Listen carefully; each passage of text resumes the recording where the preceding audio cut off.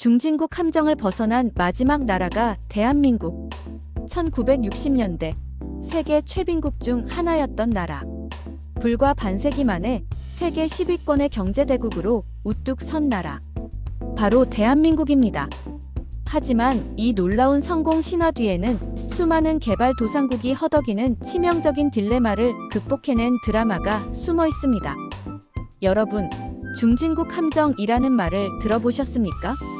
개발도상국이 일정 수준의 소득에 도달한 후 더 이상 성장하지 못하고 정체되는 현상을 말합니다.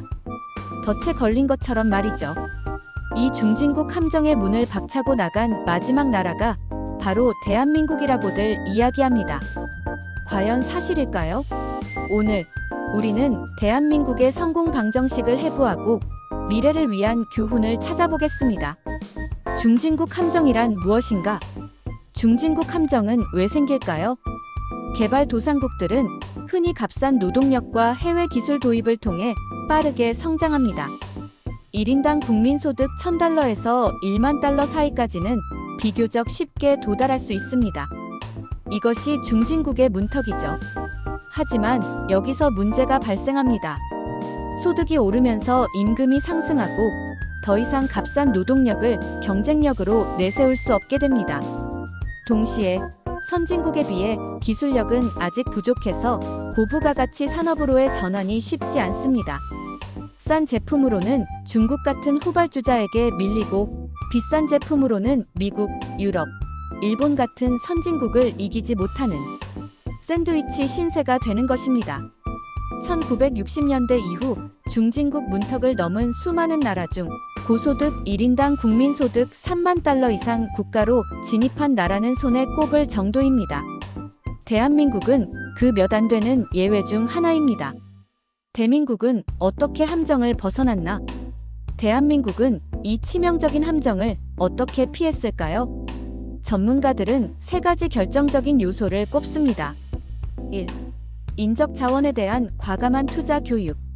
한국은 가진 것이라고는 사람뿐이었습니다. 정부는 경제 개발 초기부터 교육에 막대한 투자를 했습니다.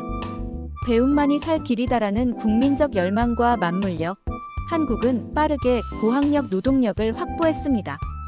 이 우수한 인적 자본이 단순 노동 중심의 성장을 기술 집약적 성장으로 전환하는 핵심 동력이 되었습니다. 수출 주도형 성장 전략과 산업 고도화. 한국 정부는 수출만이 살 길이라고 보았습니다. 1970년대 박정희 정부는 중화공업 드라이브를 걸었습니다. 모두가 불가능하다고 했던 포항제철을 세우고 자동차, 조선 산업에 집중적으로 투자했습니다. 1980년대 후반부터는 전자, 반도체 등 고부가가치 첨단 산업으로 빠르게 전환했습니다. 선진국 기술을 베끼는 데서 시작했지만 곧 R&D 연구개발 투자를 폭발적으로 늘려 자체 기술력을 확보했습니다. 임금이 올라도 경쟁력을 유지할 수 있는 기술 프리미엄을 만들어낸 것입니다. 3. 위기를 성장의 기회로 활용. 한국은 IMF 외환위기와 글로벌 금융위기라는 뼈아픈 시련을 겪었습니다. 하지만 이 위기는 오히려 기업들의 구조 조정과 혁신을 강제했습니다. 비효율적인 부분을 덜어내고 더욱 민첩하고 경쟁력 있는 기업으로 거듭날 수 있는 계기가 되었습니다. 온 국민이 금 모으기 운동을 했던 결속력 또한 큰 힘이었습니다. 마지막 나라의 의미와 미래의 도전. 많은 경제학자들이 대한민국 이후 중진국에서 선진국으로 올라선 대형 개발도상국이 없다는 점을 들어 한국이 사실상 마지막 사례일 수 있다고 평가합니다. 글로벌 경쟁이 훨씬 치열해지고 기술 격차가 벌어지면서 후발주자의 도전이 더욱 어려워졌기 때문입니다. 하지만 대한민국 역시 안심할 수 없습니다.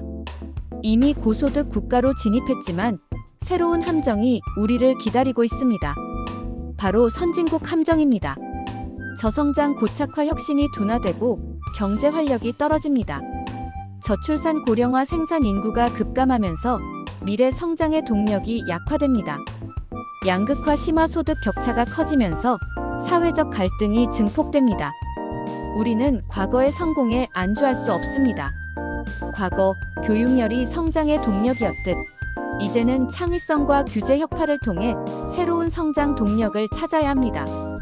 과거 중화학공업에서 반도체로 전환했듯 이제는 AI, 바이오, 친환경 에너지 같은 미래 산업에서 세계를 선도해야 합니다. 중진국 함정을 벗어난 대한민국의 역사는 도전과 혁신의 이야기였습니다. 우리는 위기를 극복하는 저력을 가진 민족입니다. 마지막 나라라는 찬사는 자부심을 주지만 동시에 미래를 향한 더 큰 책임감을 부여합니다. 새로운 함정을 뛰어넘어 대한민국이 전 세계 개발도상국들에게 영감을 주는 살아있는 성공 모델로 계속 남아있기를 기대해 봅니다.